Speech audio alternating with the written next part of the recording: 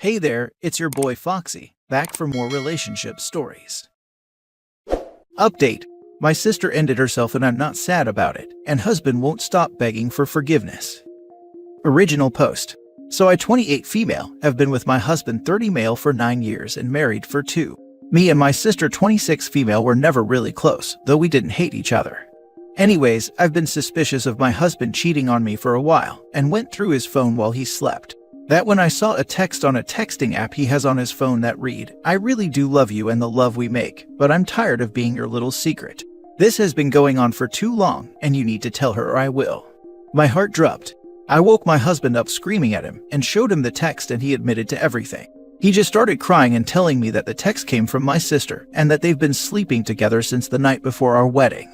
He then said she begged him not to marry me, and he told her no because he loved me, and they had hooked up for the first time that night. And the second time was on her 25th birthday 3 months later, where she threw a party we both attended.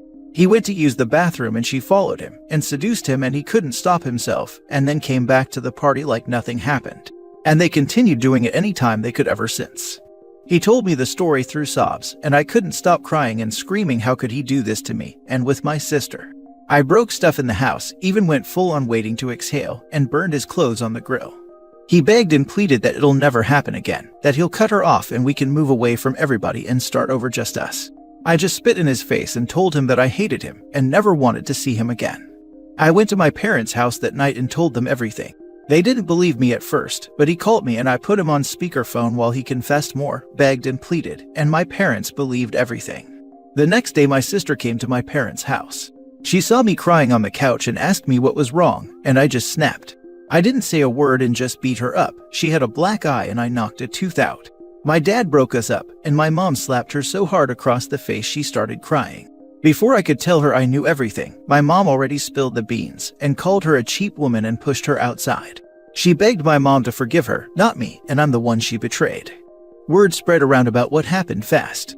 He wouldn't stop trying to win me back. He kept showing up to my job, followed me to the bank, popped up randomly in grocery stores, and even made a post on Facebook admitting to what he did, and expressed his love and guilt, and he accepted all the backlash he got.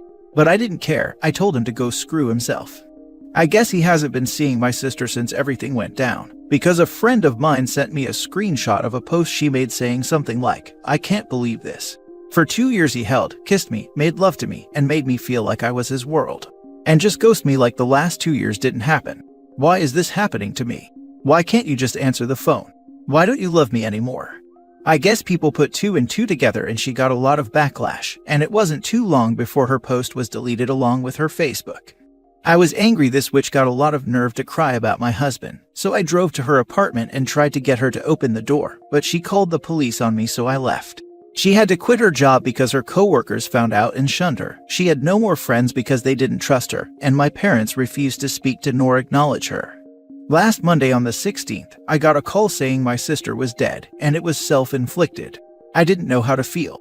I didn't want her to die, but I could care less about her well-being at the same time. We just got her last note, and she explained how she felt so guilty for falling in love with my husband and betraying me, but that she couldn't help her feelings for him. She said she can't continue to live this way knowing everyone hates her and especially me, and she knows she shouldn't feel this way because I was the one that was betrayed. I don't believe it. I think the real reason she did it is because he doesn't want to see her anymore. I know my sister, and when she falls hard. Picture Cassie from Euphoria.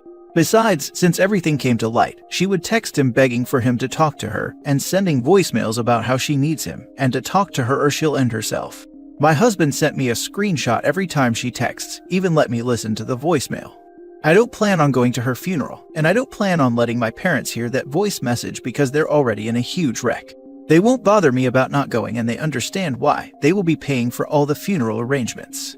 As for my husband, I still love him so deeply, but I hate him at the same time. Part of me wants to try to work it out just to spite that dead witch, and the other part has morals. I can't picture my life without him, but every time I see him, I picture him with her, and I refuse to live the rest of my life torturing myself like that. Just needed to get this off my chest since she just died, so I can't really talk to anybody in the real world like this. Now for the top advice before reading the update. Sweet Jesus, this is a lot. Yes, move. Get a new start. I feel a lot of blame needs to go in the direction of your husband. Such betrayal on his part too. Keep strong and keep talking with family and friends. Something like this can be very difficult to process, even if at first you don't feel much, can be the shock of it all. I had a best friend do this and found counseling helped a lot. A lot to unpack in this situation, so highly recommend a professional to help you process it all and move on. Time helps a lot too, as hard as that is. He went to use the bathroom and she followed him and seduced him and he couldn't stop himself. He could have stopped himself, but he didn't. It takes two to tango. Sure, OP blames her sister, but I hope she realizes that her husband shares just as much blame, and she doesn't do something stupid like taking him back and placing all the blame on her sister. He wasn't forced in that bathroom, or the night before his wedding. He willingly continued it for 2 years behind her back. With all the tragedy in this story, I'm most baffled by how people still write lengthy private messages and confessions on their Facebook wall like it was 2011. Seriously, and I barely use Facebook. I agree personal business is not for Facebook, and that humiliated me even more. It would be more humiliating if you got back with him. Wish you the best, OP. Find a good therapist and work through this crap before it works through you. And please, for the love of God, don't get back together with that tool. Being a cheater is a personality trait. Someone either does it or doesn't. There's no one-time thing with this. Man, OP, I can't even fathom being in that kind of situation. You've had an awful sister and have an awful husband. You have every right to move on from him, and if y'all don't have kids, this is a good opportunity to start fresh and create new peace in your life. Ultimately, it's up to you to decide how you proceed, but if I were in your shoes, I would block him out of your life.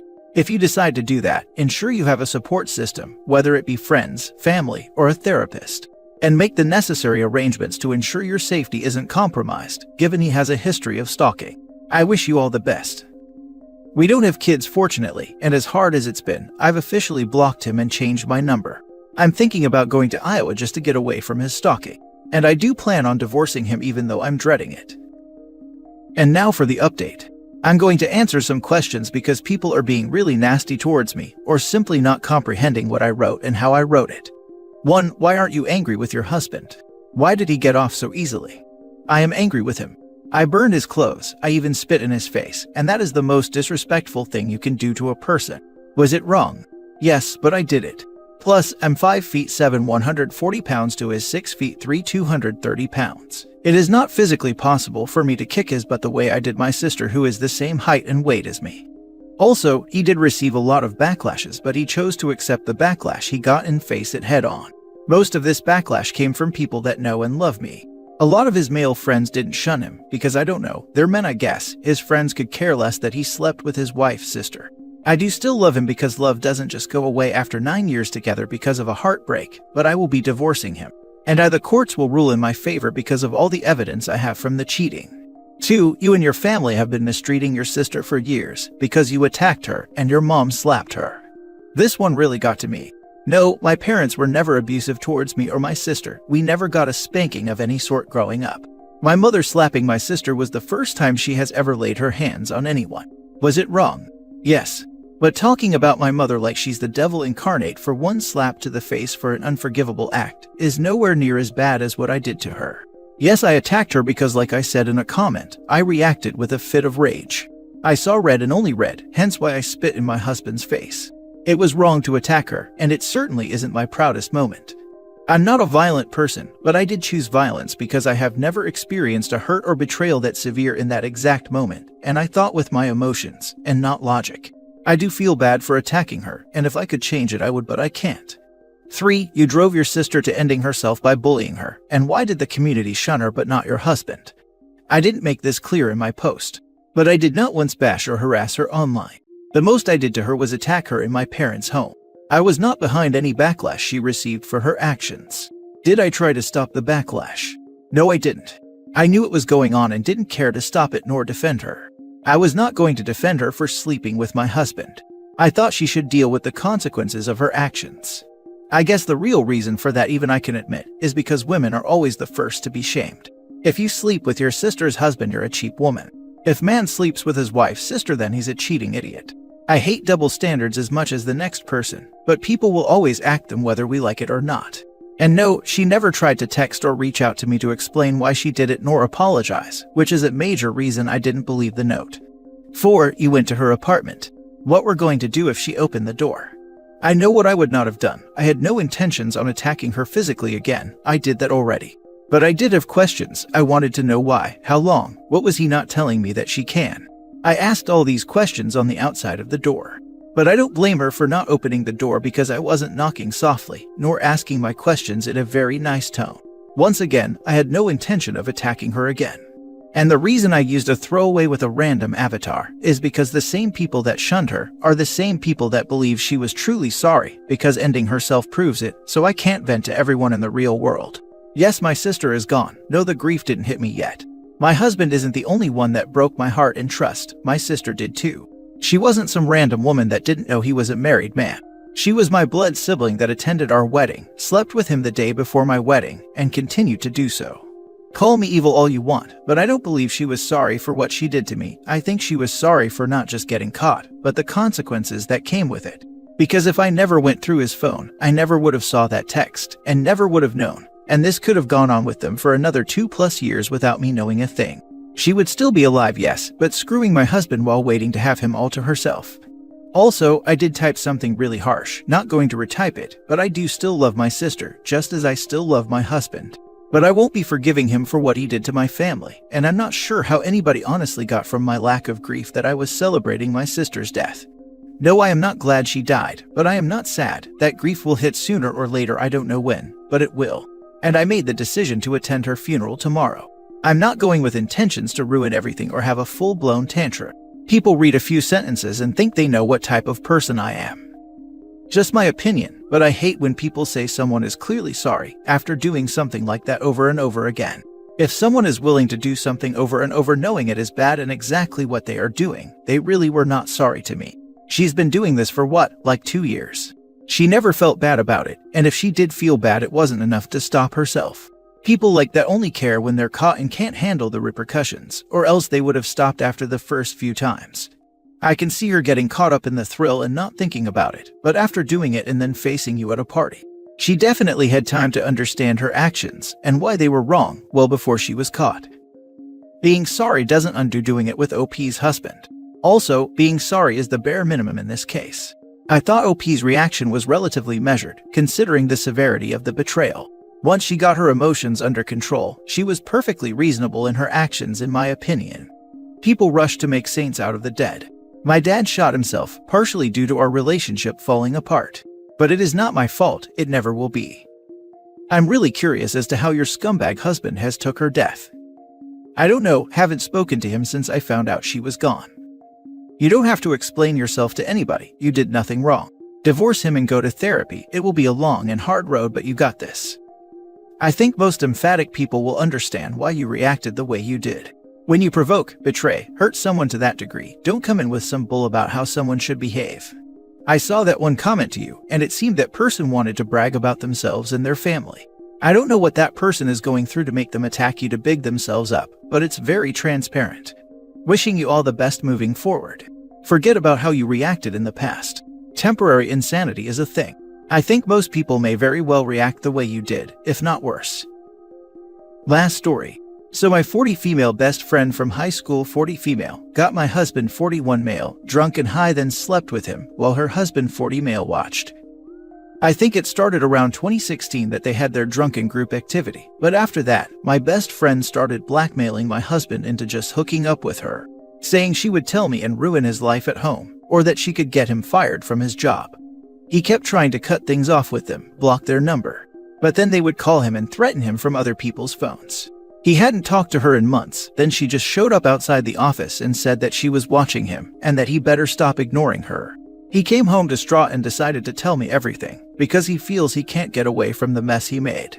The situation totally explained why over the past few years, his paranoia, anxiety, depression, and problem drinking have greatly increased, causing problems in our marriage. The whole time she was telling him I was cheating on him too. I have never, but he would accuse me of stuff. Only after he told me about sleeping with my former best friend, did he realize they had been basically brainwashing him.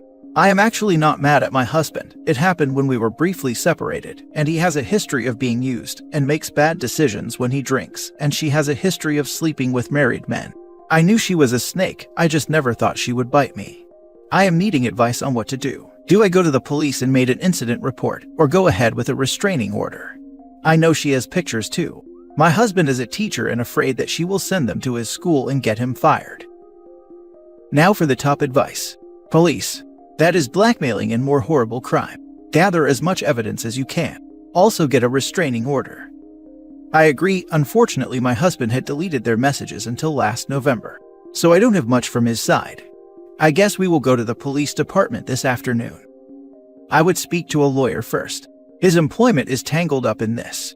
I would make sure you both understand what the potential consequences will be for reporting this to the police. Please understand, your husband has been grievously violated and used by these people. However, they can still seriously harm him. Make sure you have your legal ducks in a row before you start the ball rolling with the police. A chat with the police wouldn't hurt. You might try to get in front of this with the school too, unless you live in some kind of crazy town. He is a new teacher, and he is really scared to make any waves. I don't know who he is going to bring it up, but he needs to.